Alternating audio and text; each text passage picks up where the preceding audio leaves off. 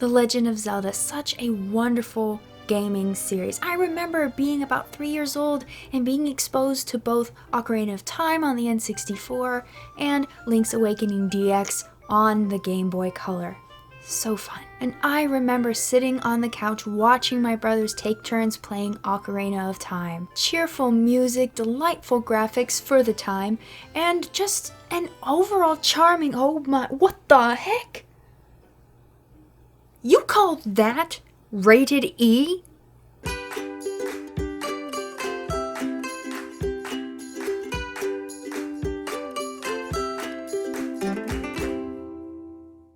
Hey y'all, I'm the Geek Apprentice, and even though Halloween being spooky is only a construct of current society and not at all what All Hallows Eve, the day before All Saints Day, is about, even when you do account for the Mexican traditions of Dia de los Muertos, I am so sorry if I'm butchering that pronunciation, which is a combination of the ancient Aztecs' Day of the Dead and the Catholics' All Souls Day. In the spirit of improper labels by said society, because I do enjoy some of the secular traditions of their Halloween, if you will, I've compiled a list of the ways the Legend of Zelda gaming series has permanently scarred, or at least mostly scarred, the wee little version of me, and in some ways adult me.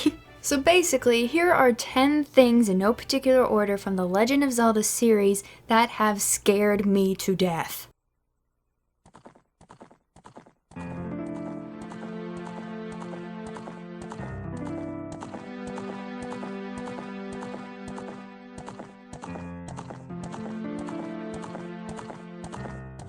Ocarina of Time, as I mentioned earlier, is a game that was released when I was about 3 years old, and thus I watched my brothers play it for quite some time. Naturally, some of the content was not exactly 3-year-old friendly, especially when you consider the fact that they did an excellent job with the music fitting with the atmosphere, and music has a big effect on me, so there's that.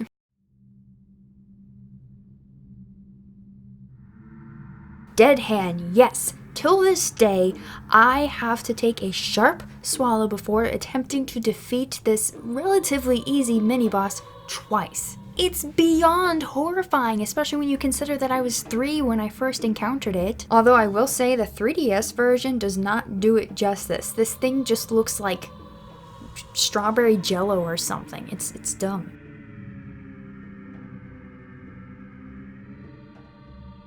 The Shadow Temple. While the dungeon itself really isn't that difficult and is pretty extremely linear even for The Legend of Zelda, the atmosphere of this dungeon, for better or for worse, was perfectly executed, pun totally intended. A mausoleum whose walls and floors are made up of bones, filled with several bloody torture devices, all with music that echoes the mourns and screams of the tortured.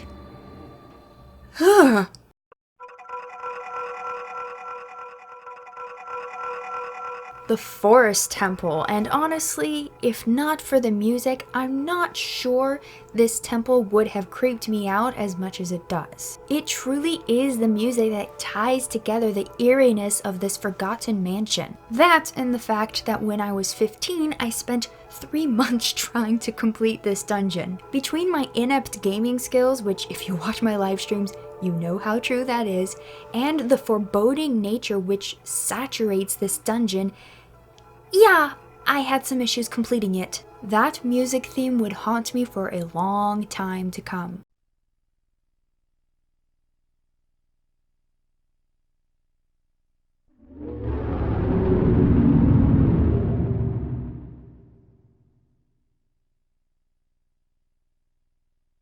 Majora's Mask is another game I grew up with since it came out when I was about 5. Now, this game obviously is argued by many to be the darkest Zelda game. Well, we'll see about that when Breath of the Wild 2 comes out, according to creators who say it's a lot darker, so be prepared. Some of what scares me most in this game probably is not what you would expect. Because although the giant moon with the terrifying face falling onto Termina and watching all the people just suffer this impending doom and accepting their fate of death is, very horrifying, I didn't quite pick up on how deep and scary that was till I was older. These are the things that scared me when I was a really little girl, and to an extent are still unsettling for me today.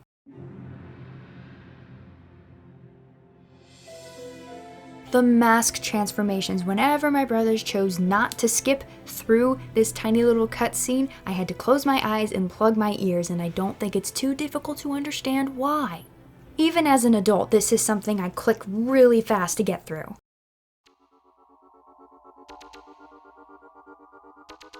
Romani being abducted, freaky aliens everywhere, that terrifying music that ties it all together. Need I say more?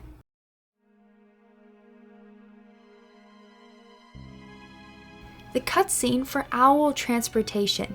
This is the unexpected one. For some reason, and remember I was only 5 when I first saw this game, the whole animation and the weird music theme that went along with this transportation in the game just freaked me out. For some reason I always had to leave the room, not just close my eyes and plug my ears whenever this happened. I don't know.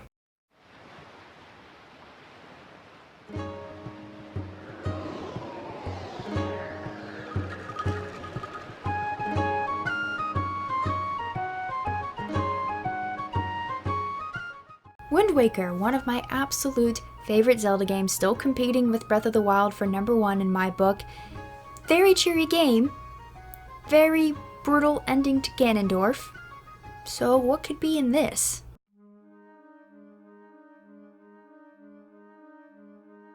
The Redeads. Now don't get me wrong, they were terrifying in Ocarina of Time, and I definitely had to leave the room because I would start crying when I saw/heard them in Ocarina of Time. But there's something about the Redeads in Wind Waker that are much more freaky to me. Personally, I feel that the screams of the Redeads in Wind Waker are far more jarring.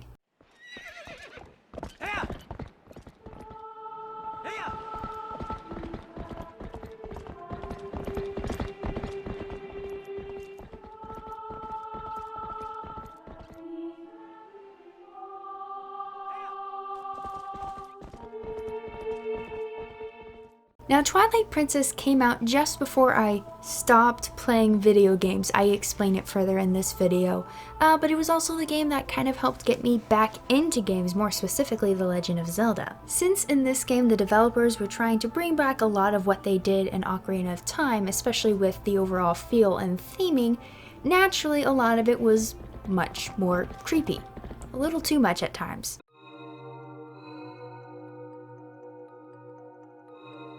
The pose, I don't know what it is, but in this game they kind of look more like Dementors to me, and no thank you.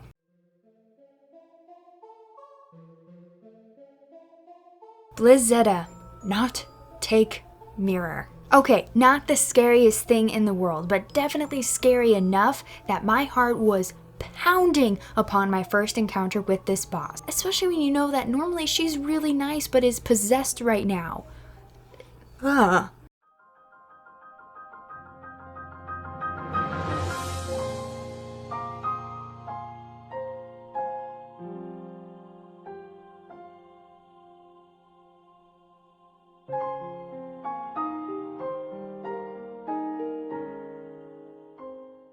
Breath of the Wild. I, like many, adore this game, and like I said, is still competing with Wind Waker to be my #1. Maybe I'll just have to make room for both of them to be #1, frankly. Since it came out when I was about 21, there wasn't really anything to scare me that much.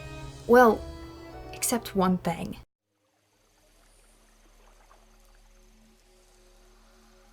The horned statue. This one isn't scary as much as it is extremely unsettling for me. When you choose to interact with this thing, it can be likened to something demonic, satanic, making deals with the devil, if you will. Yes, I know, it's just a game and I'm a grown adult, but it freaks me out. And in all future playthroughs following my first, I made sure to not even activate this side quest. I hated it and still do.